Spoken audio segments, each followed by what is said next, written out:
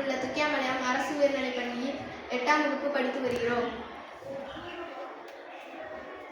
இது வாழை மரத்தில் இருக்கிற வாழைத்தண்டு, இது வாழை இலை, இது வாழை நாறு.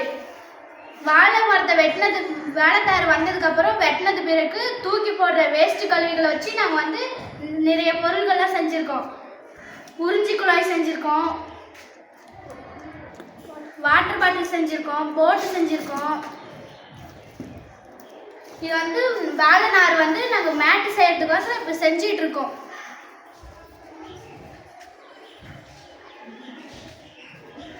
பிளாஸ்டிக் மாற்றாக வாழை மரத்தின் மதிப்பு கூடப்பட்ட பொருட்கள். வாழை மரத்தை பயன்படுத்தி பிளாஸ்டிக் மாற்றாக பல்வேறு மதிப்பு கூடப்பட்ட பொருட்களை தயாரிக்கலாம். வாழை இலைகள், வாழை நார் மற்றும் வாழை தண்டு போன்ற பாகங்களில் இருந்து பிளாஸ்டிக் கலங்குகளை போன்ற புதிய பொருட்கள் உருவாக்க முடியும்.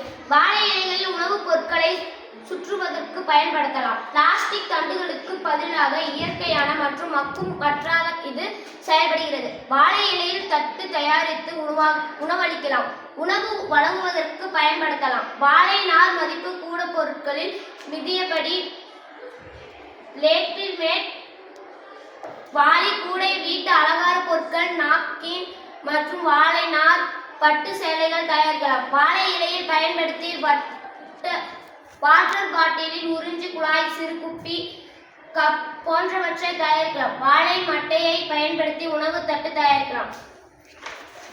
இந்த முறையில் நம்ம என்ன யூஸ் பண்ண போகிறோம்னா, இதெல்லாம் நம்ம தூக்கி போகிறத நம்ம ரீடெஸ்டிங் பண்ணலான்னுக்கோசரம் இது செஞ்சுருக்கிறோம்.